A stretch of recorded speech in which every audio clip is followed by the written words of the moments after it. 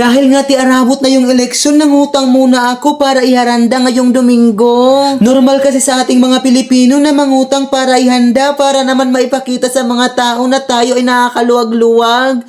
Hoy, wag ganon. Akon nga naging sigurado na damo akon papalito na pagkaon para naman may palamon sa mga tao. Hoy, hindi mo palamon, may pakain. Balitaw, bisan gipit tayo sa buhay, nabibilgan gihapon naton pamaagi para maihanda. At ayun nga, nagbili nga tayo ng mga simpleng pagkain tulad ng mga sumusunod. Letter A, hotdog. Hoy, walang hotdog. Ang sarap ng hotdog talaga. Kainin. Nang dahil nga nabanggit natin yung hotdog, naalala ko tuloy yung panahong napagsukan tayo ng mga bugoy.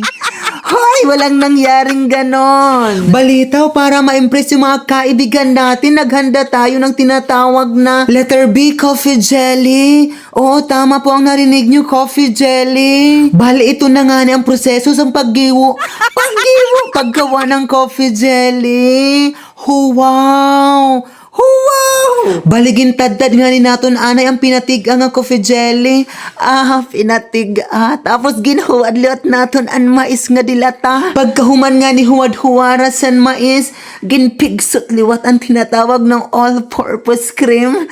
Nahinumduman kulugod kay kabusag man tuyada. Nahinumdumak lugod san panahon san damo pa akbugo niya permiyak na pigsutan. Nya. Baliduwa lang nga ni kapigsutan na aton ginhimo basi diri masubrahan ngan diri maglanay. Hoy! Baligin sunod na nga natin ang pampatamis kay basi diri naton mahiluwa. Mahiluwa! Ang rason kasi kay naman kailangan naton butangan kondensana kay mas matamis, mas marasa, mas matulon-tulon. Yaw! Pagkatapos nga natin lagyan ng kondensada, kailangan na nating imekos-mekos. Mas maupay kasi nga nasasagad. Hoy! Tapos ato na nga niliwat kinsunod ang pagbudbud sini nga rinupog nga biskwit. Diri gad unta angay butangan san Crush Graham pero kay bagan expire naman ini siya nga Crush Graham. Ato na lagin butang kay basi magamitan gihapon. Kay basi liwat magsakit ang mga tiyan sa nagpakakaon. Hoy, no, that's bad. Pagkatapos nga na ibudbud sa Crush Grahams, ato naman igiling-giling hanggang matunaw ang taba.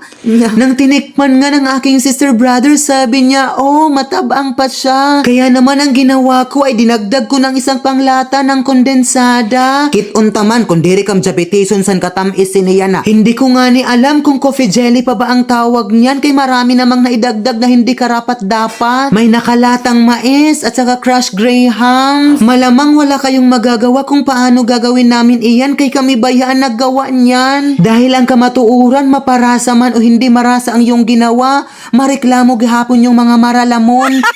Hindi man ralamon yung mga nagsikain kay mga judges talaga sila. Hindi ko talaga maabatan yung mga Pilipino. Usa na lang nga naging papalamon, usog pa man reklamo. Kaya sa susunod na aming pakaon, siguradong hihiluin ko na kayo.